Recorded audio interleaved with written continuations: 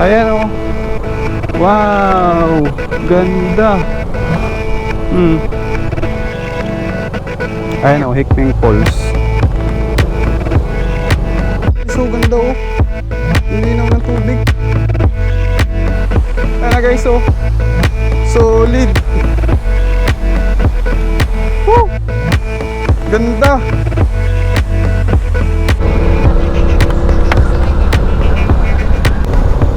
Para syempre, para ma-enjoy natin yung mga magagandang kapaligiran na nadadaanan natin dito sa Catanduanes.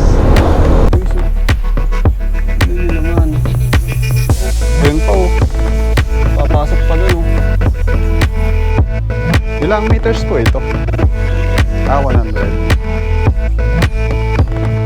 Ayan guys, so ganda ng bundok oh. Wow, what a beautiful view. Ayan guys, narating na namin itong tuktok. Ayan, ganito ang tsura niya oh. Sa tuktok. Grabe si Smash guys. Nasa 1.5 oras na kami tumatakbo ng dire-diretso, pero napakalakas pa rin humatak guys. Dito na tayo.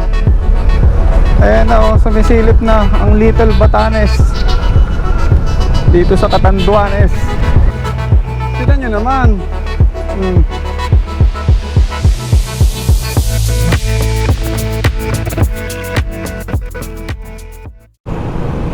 Ayan guys, what's up, JB Moto, nandito na naman. At nandito tayo ngayon guys sa part 3 ng ating ride dito sa Catanduanes ano. Kahapon ang dami nating napuntahang mga lugar. Rizal Plaza, Old Capitol, yung Bato Church. At ngayon naman medyo maglalayo-layo tayo. Pupuntahan natin yung medyo malalayong lugar. At kung bago ka nga pala dito sa aking channel ay please subscribe at i-like mo na rin itong video na to at mag-comment ka kung anong iyong mga thoughts about this video ano. Ayan. At nag-upload po tayo ng mga ganitong klaseng content, mga motovlog. Pumunta tayo sa iba't ibang lugar, saka nagre-review rin tayo ng konti dito sa ating motor na Suzuki Smash. So ayan, dito tayo pupunta muna at ang unang target natin ay yung Hickming Falls. Tapos pagkatapos ng Hickming Falls ay yung Luyang Cave. Then after ng Luyang Cave ay pupunta na tayo dun sa isa sa pinakamagandang tourist attraction dito. Yung parang Little Batanes dito sa Catanduanes. Yung parang kang nakarating ng Batanes kasi kamukha na yung view dun sa Batanes eh. Nakalimutan ko lang kasi guys yung tawag. Ayan, nasa yun, nasa 94 kilometers. Sobrang layo guys. Actually tinatamad na nga sana akong puntahan yun eh, kasi napakalayo talaga. Imagine 200 kilometers rin pag balikan siya. Pero nandito na lang rin naman tayo, bakit hindi pa natin sulitin? Bihira lang tayo makakapunta dito sa Catanduanes. Kaya yun yung naisip ko na okay lang, puntahan na natin. Yan, kakaliwa tayo dito. Thank you. Mapagbigay ang mga dito, mga driver.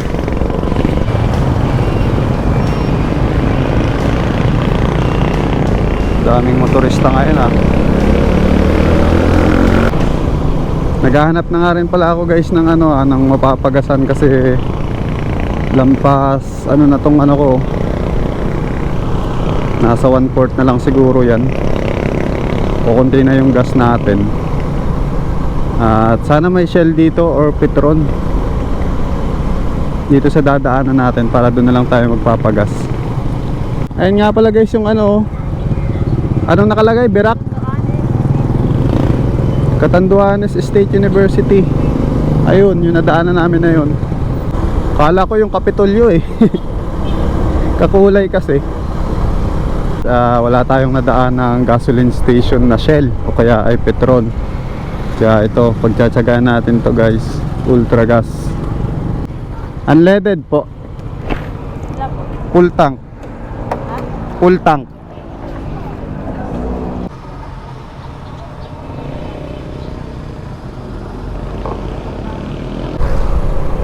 And guys, kakapatapos natin magpagas.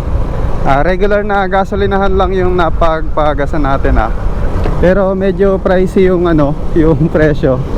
59.4 pesos, halos halos mag 60. Siguro consideration na rin kasi binabiyahe dito yung mga sinasakay pa sa Roro. Yung kanilang mga yung naghahatid ng gasolina sa kanila. Kaya okay lang yung price na yon. At diretso na tayo dito sa ating biyahe. Kumanan na tayo dito guys. After natin magpagas, pinakanan tayo dito ng Google Maps. Tingnan nyo yung yung view, ang ganda. Kabundukan. Saka may din sila dito, may tulay din. Then ilog sa baba. Oops, uy. Parang kinakuwari na rin yung kahit sana lang talaga may kuwari Ayan guys, so may madadaanan tayong welcome Punit. Puniton pala.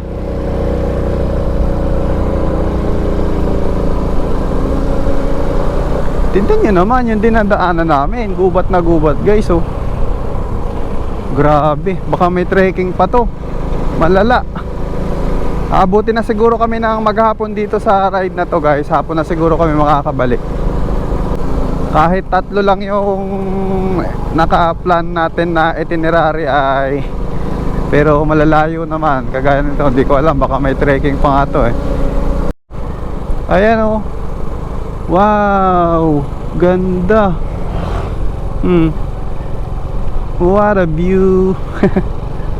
Imagine nyo, meron palang gantong lugar dito sa Catanduanes.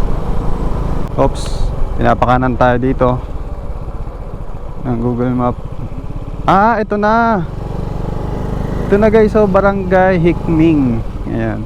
Barangay pala yung Hikming guys. Naku, napakaganda naman dito sa barangay na to. Ang gaganda ng mga tanawin.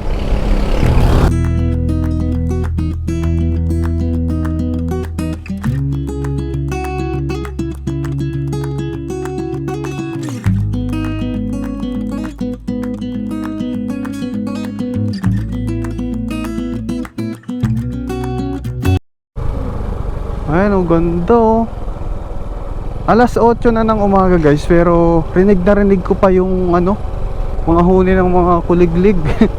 And dito part, medyo marami ng bahay nandito na yung community tabi-tabi na yung bahay dito. Nakakaliwa tayo dito ng Google Maps. Ayan yung elementary nila Hikming Elementary School.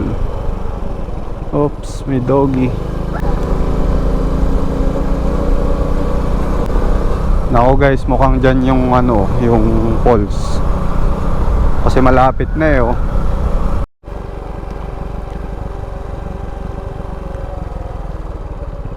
Kaya saan po yung Hikming Falls? Boss. Dito tayo, boss. Agad tayo, boss. Kaya boss. Dun pa. Okay, boss. Ano yun, may lakad? Lakad po, boss. Makakagad ang motor tayo, boss. Iwan. Iwan lang po yun. So, Mga ilang minutes ang lakad papunta sa falls? Malapit lang, malayo? wala, Mga 10, ganyan. Oo. Sige, malapit lang. Opo. Sige, salamat. Sa ngayon, Wala na mga... Sige, salamat. So yun guys, at yun, may napagtanungan nga tayong lokal. Tinuro niya kung saan yung yung falls. Kasi wala na tayong wala nang signal yung yung cellphone natin. Ayun Hikming Falls.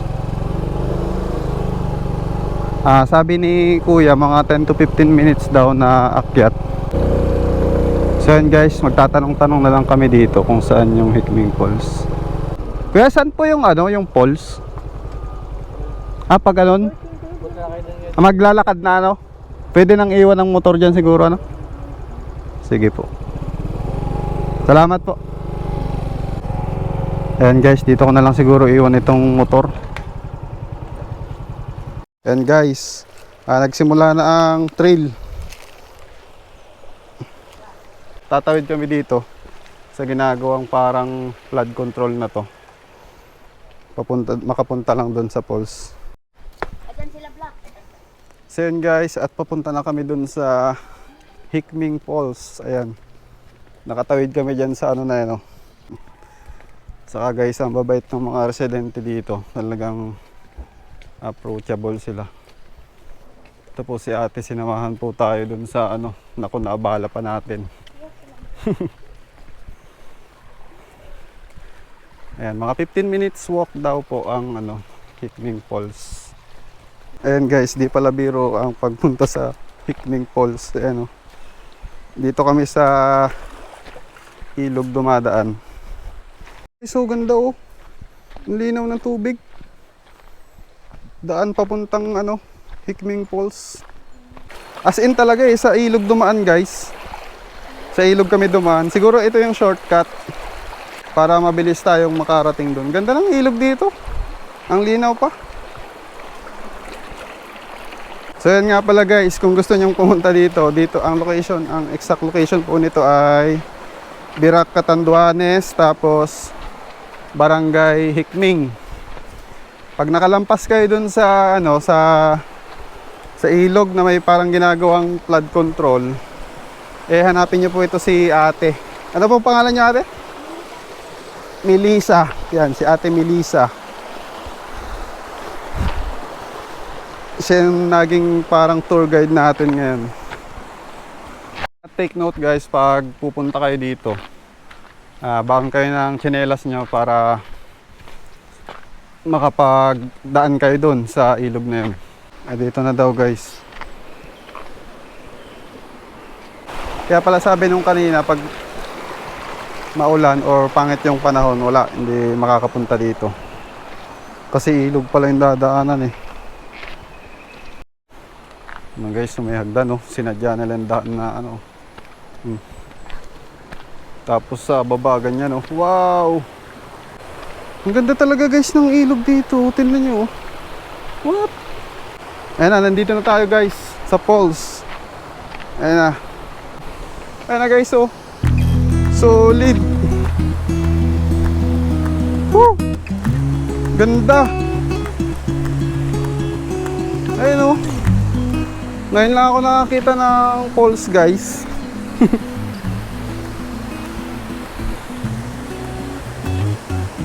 Ang ganda. Medyo maliit lang siya at medyo ano, ang ganda maligo guys. Ang sarap ng tubig.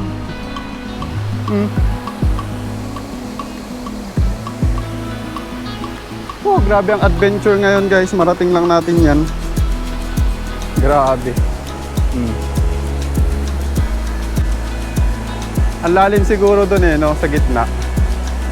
So sabi nila yung maliligo daw guys, merong bayad. Pero yung wala, ay yung hindi maliligo, eh parang libre na yung pagpunta dito. So si ate na lang siguro yung babayaran natin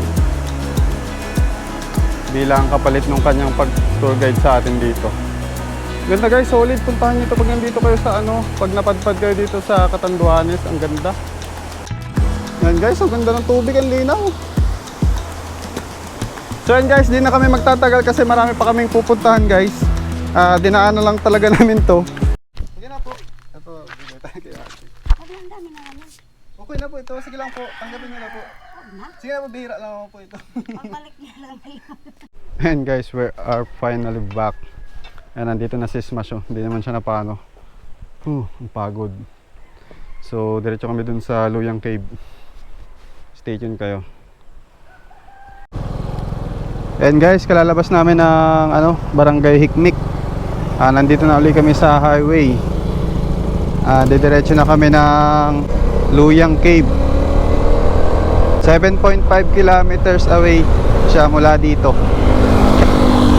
Napagtanong ko na nga kanina kay ate, yung naging tourist guide natin kanina, hindi naman na daw siya papasok-pasok Malapit lang siya sa kalsada guys. Kaya good thing. Kasi hindi na tayo ulit mahihirapan. Kasi napagod na kami dun kanina. Sa Hickming Falls. Ayos rin naman yung kalsada dito. Asphalto rin. Yung highway nila. Ganda niya no. Linis. Ito may konkreto na. Konkretong kalsada. Malapit na tayo. Stigo, Nyugan. Linis ng Nyugan oh. Ataw smash. At syempre guys, itong body natin hindi tayo iniiwan guys. Grabe si Smash. Talagang kahit medyo malalayo yung pinupuntahan natin dito sa Catanduanes ay talagang napakaganda ng performance ng makina niya guys. Yung hatak niya di nawawala, talagang nandun. Ayan, pero hindi naman kami nagpapatakbo ng mabilis dito sa Catanduanes. Ano lang, cruising speed lang na 60. Ayan, pinananatili ko yun, yung 60 top speed na yun. Para syempre, para ma-enjoy natin yung mga magagandang kapaligiran na nadadaanan natin dito sa Catanduanes. Ayan ganyan-ganyan lang takbo namin.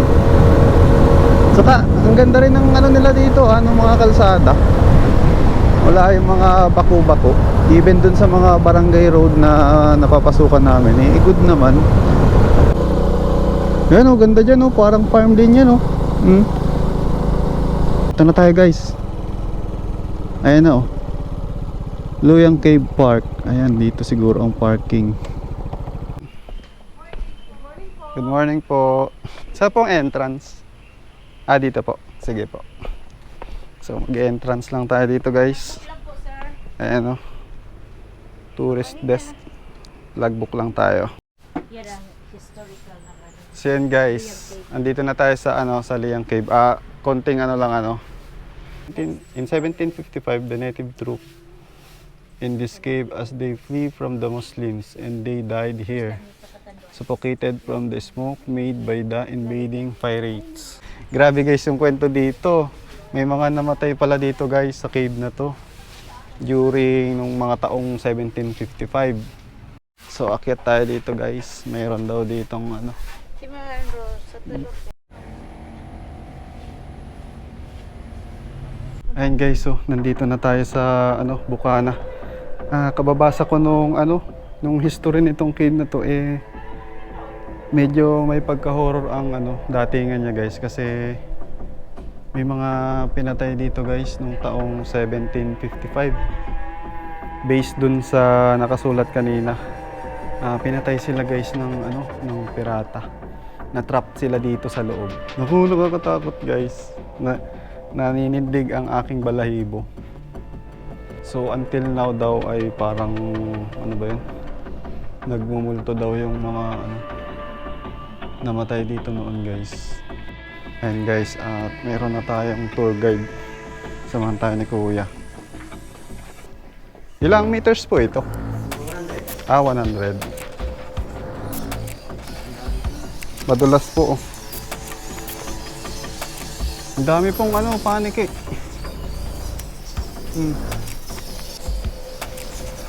Ayun Grabe Grabe Talagang rinig na rinig ko yung ng mga yung mga pagaspas. Sobrang dami. Araw-araw yan sir, ganyan? Oo. Paggabi lang wala. Oo.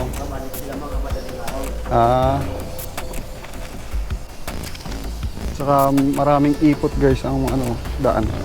So sobrang dami ng panic. Guys, ano nyo naman?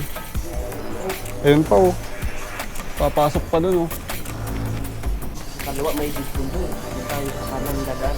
Sige po.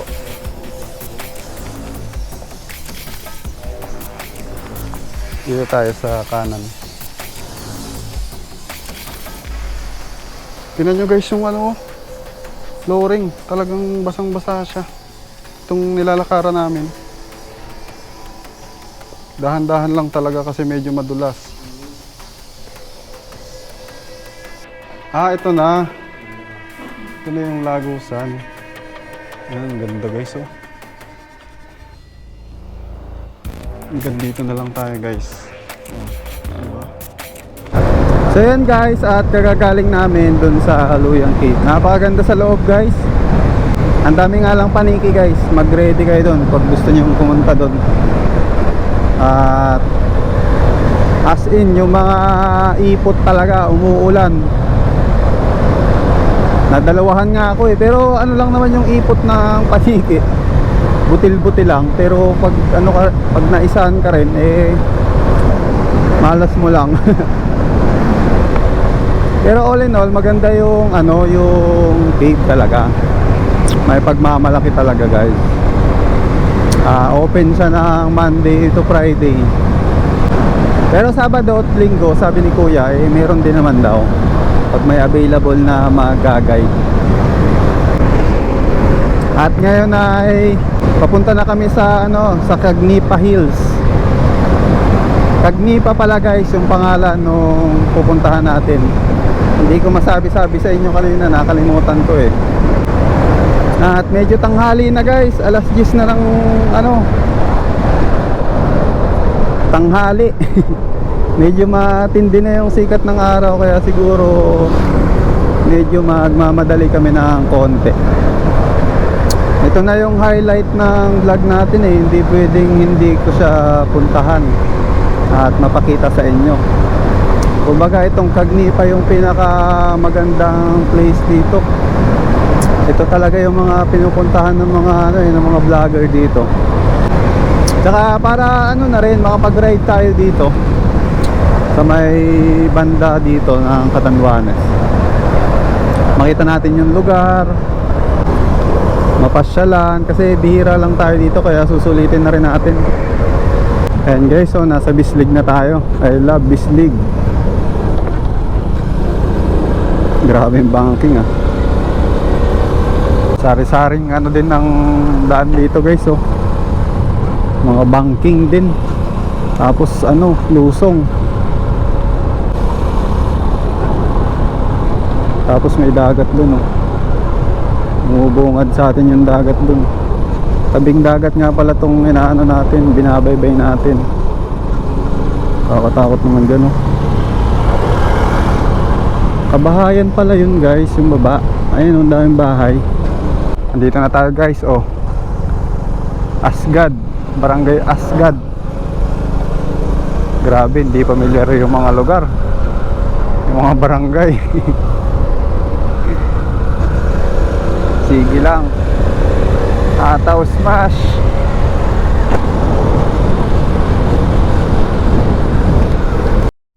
Ayan guys, so ganda ng bundok oh. Wow, what a beautiful view of the mountains. May ano yun? Mangyaway, ayan, Mangyaway guys, yung basa doon. Nabubulol na kami eh.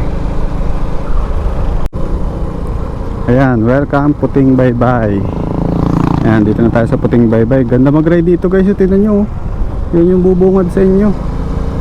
Yung magandang baybay dagat na yan. Ayan guys, buti na lang marami na tayong ano, battery ng GoPro. Nakabili na nga pala ako guys. Bumili ako ng dalawang battery tapos yung charger. Inabot siya ng 2,800. Kailangan nyo yun guys pag magmo-motovlog kayo. Sa mga nagbabalak dyan, bumili na kayo kasi mas convenient pag meron kang maraming battery tsaka mayroon kang charger. Yung full charge nun guys umabot ng mga 2.5 hours para ma-charge yung isang yung tatlong battery na yun, sabay-sabay na yun. Yung Imaginin nyo yun, sa loob lang ng halos 2 oras meron ulit tayong panibagong battery, another 3 batteries na charge. So napapakinabangan ko yun ngayon guys. Pag may nalolobat ako, inilalagay ko dun sa charger. Then yung charger ko naman nakalagay dun, ay nakasaksak sa aking power bank. Kaya pag meron na akong nauubos na battery, tinatanggal ko lang dito sa GoPro, then lagay ko lang dun sa charger at yun, mag-charge ulit. Para mamaya, pag nalobat ulit itong battery, ayan, kumbaga ganun lang, palit-palitan lang sila. At napakaganda, hindi ako nauubusan ng battery. Kaya dire-diretso itong ating vlog. At makukunan natin talaga lahat ng mga magagandang tanawin dito sa Catanduanes. Tirik na guys yung araw at napakalayo pa namin, grabe.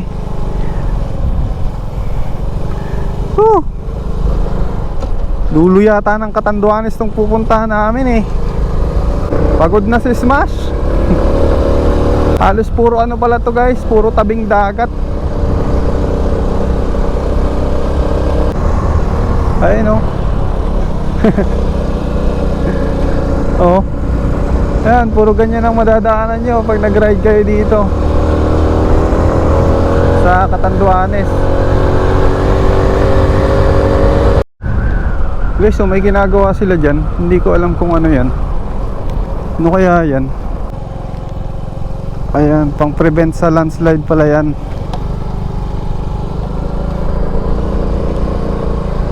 Oo nga, para hindi siya mag landslide.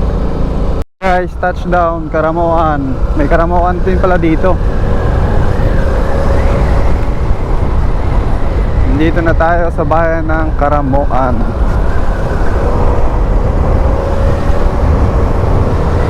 ...43 kilometers pa. Sobrang napakalayo pa guys.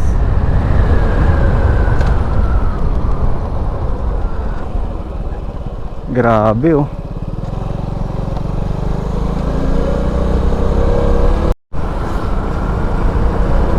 Grabing lusong naman guys. So dito oh, sa may Karamuan. Oh.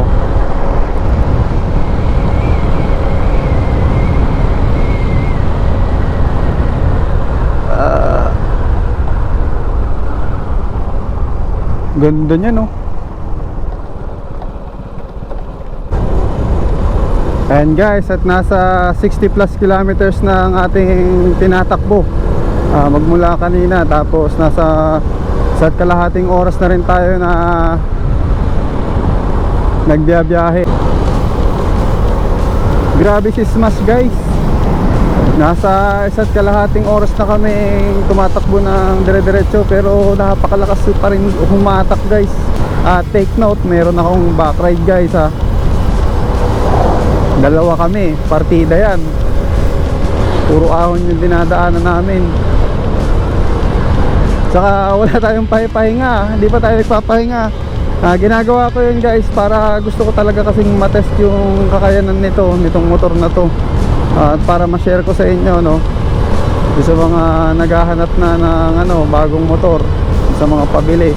So just in case na isama nyo sa option tong Suzuki Smash, ito, manood kayo ng mga vlog ko.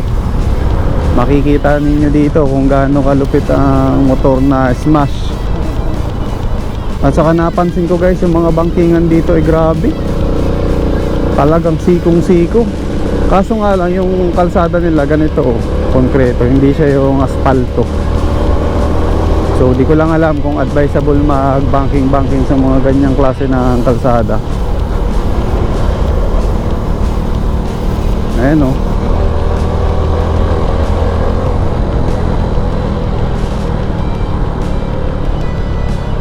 And take note, air cooled to si si Smash, hindi to liquid cooled. Dapat pinahinga ko na to kanina pa, minabuti ko munang hindi para masubukan talaga. Masubukan ko yung makina niya kung iinit ng husto. And so far naman ngayon wala pa, hindi pa ganun kainit yung kanyang makina. Kayang-kaya niya pang bumiyahe. Grabe.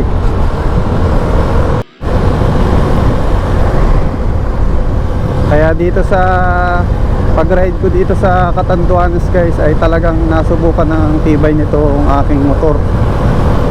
Grabe. May bubuga talaga siya. Eh nung tagal-tagal na namin nagbiyahe pero yung galit ng makina niya iba eh. Parang mas gusto niya pa na lagi kang naka ano eh, high RPM. Nakabirit. Pero hindi ko sinasagad guys ha. 60 to 70 lang yung ating takbo. Ayan. Sapat na yun para sa kanyang CC.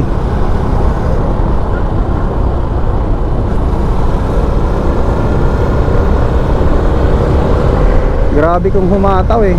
Hindi naman yung hataw na sobrang bilis pero yung ano kasi ng makina ang tinutukoy ko dito eh. Meron kasing motor guys na parang ang bilis niyang ano, ang bilis niya mapagod. Pag mainit na yung makina niya eh, pag inaano mo nawawalan siya ng hatak. Ito hindi eh. Talagang masasarapan ka pang ibirit siya ng ibirit even na matagal ka nang nagmumotor. Kumbaga oras ka nang nagmumotor eh, talagang may enjoy mo pa rin. Eh dapat ngayon guys nagpapahinga na tayo eh. Pahinga na natin siya ng mga 15 to 20 minutes. Pero since kaya pa naman niya, di sige lang.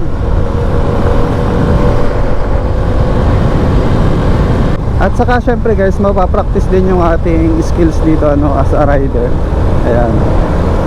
Kumbaga challenge na rin sa atin to. Practice, kumbaga.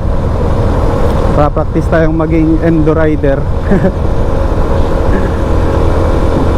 Kumbaga dapat kasi nating ma-practice eh ang ating endurance skills sa pagra-ride.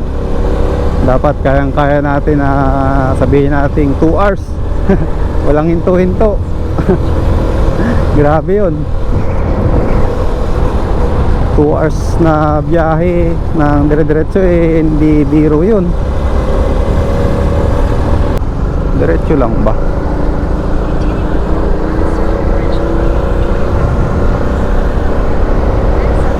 Oo, diretso lang.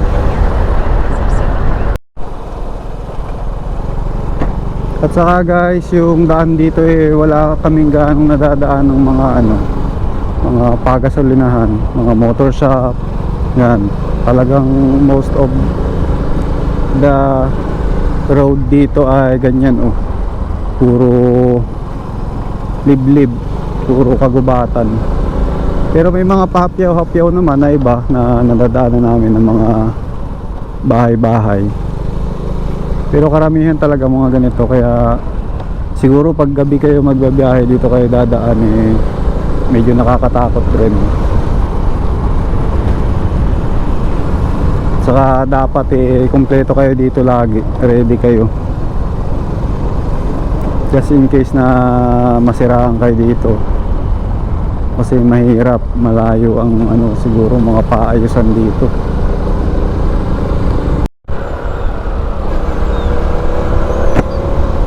Guys, medyo masakit na ang aking puwet. Tinitiis ko lang talaga. It's a part of a training siguro, no? Patigasin natin yung puwet na yan.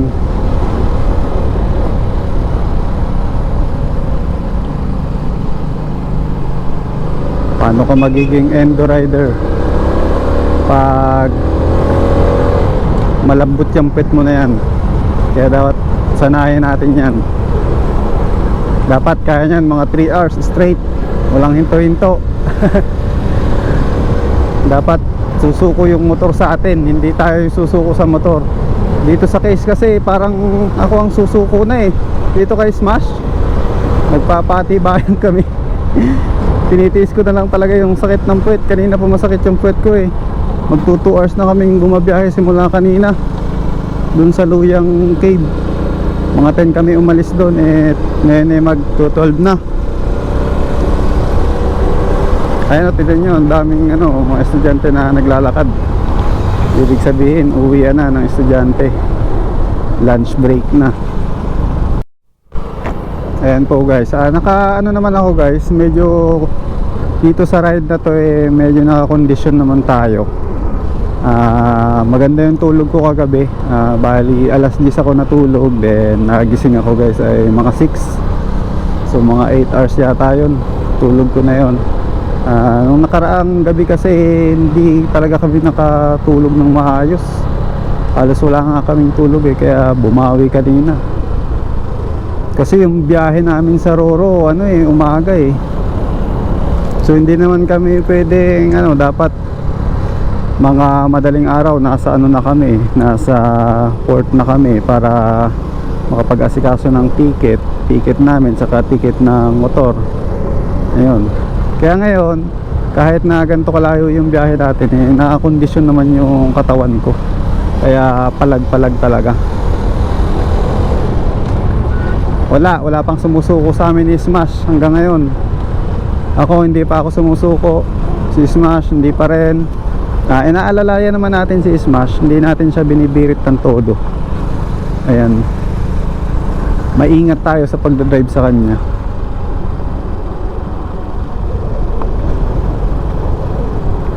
Saka yung natin guys, yung natin halos full tank pa Grabing sobrang tipid ni Smash. 100 kilometers to. Ayun full pa May bawas naman na yan guys, siguro, pero konti pa lang.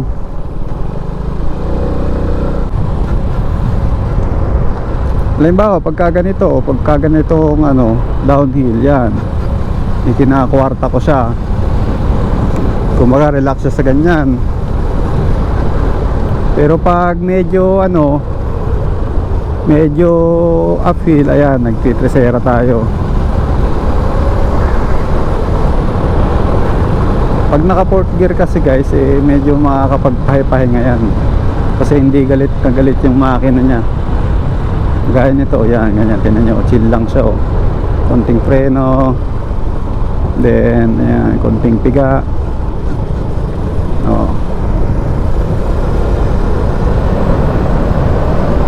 Kagaya nito, straight siya. So bibirit tayo ng konti, dadagdag tayo ng speed nang nakakwarta siya. In that way siguro guys makakabawas-bawas naman yan sa sa stress ng makina kahit papaano. Kasi para sa akin importante rin na concern din tayo sa makina ng ating motor pag nagbiyahe tayo, lalo na pagka ganitong long ride. Kumbaga monitor din natin siya, alagaan rin natin siya. Ayan guys, nandito na yata tayo sa bayan ng Pandan. So nandito yung pupuntahan natin. Na lang tayo, 11 kilometers na lang. Pumapalag pa rin si Smash talaga grabe, kung kailang malapit na grabe na yung mga ahonin guys. Ayan, naka second gear na tayo. Second gear na yung ginagamit natin, hindi na third gear. Kasi matatarik na, grabe.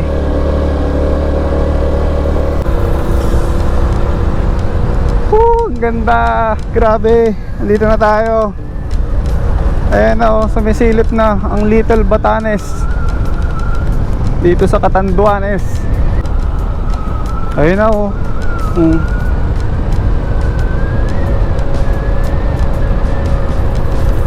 sobrang layo guys.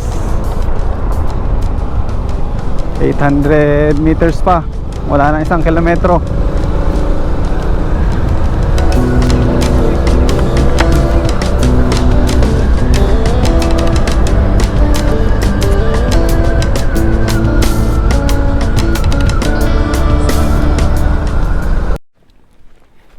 At yan, naglalakad na kami dito sa Little Batanes.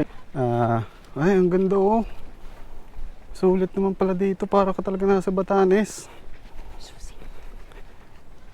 Guys, dito sa pag pupunta kayo sa dito sa Cagnipa, meron ding papalagbukin kayo, tapos merong environmental fee na 10 pesos per head. Ayan, murang mura para sa ganito kagandang lugar.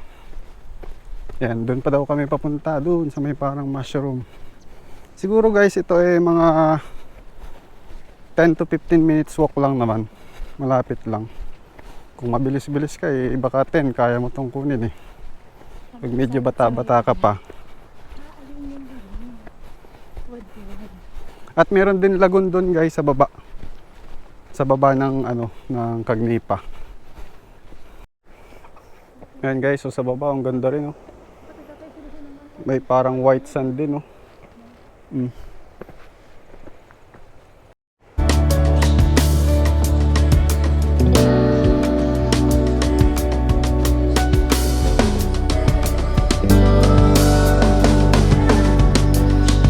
Ayan guys, narating na namin itong ano, tuktok. Ayan, ganito ang tsura niya oh. Sa tuktok.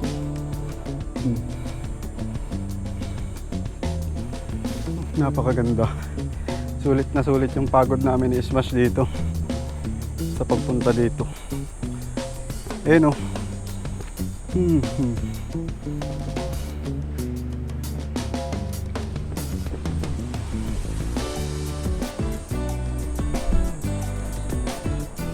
Dito naman, ano meron dito? Ah, bababa. May hagdanan dito pababa. Diyan ba yung lagoon? Puntahan na rin natin.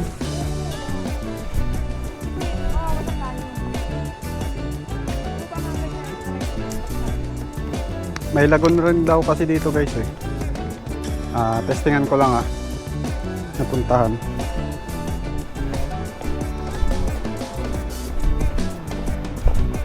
Wow, ang ganda! Guys, oh. Tignan nyo naman.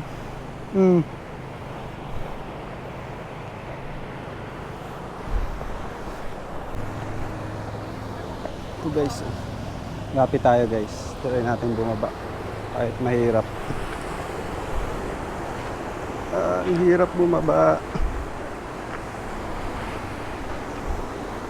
Ayan, nakalapit-lapit tayo guys. Ayan oh, ganyan yung tsura niya. Ang lalim niya nga guys. Ayan oh. Grabe. Estimate ko mga ano siguro yan eh. Mga 3 lampos yan ng tao. Ayan oh, yung pinakagitna niya. Sobra.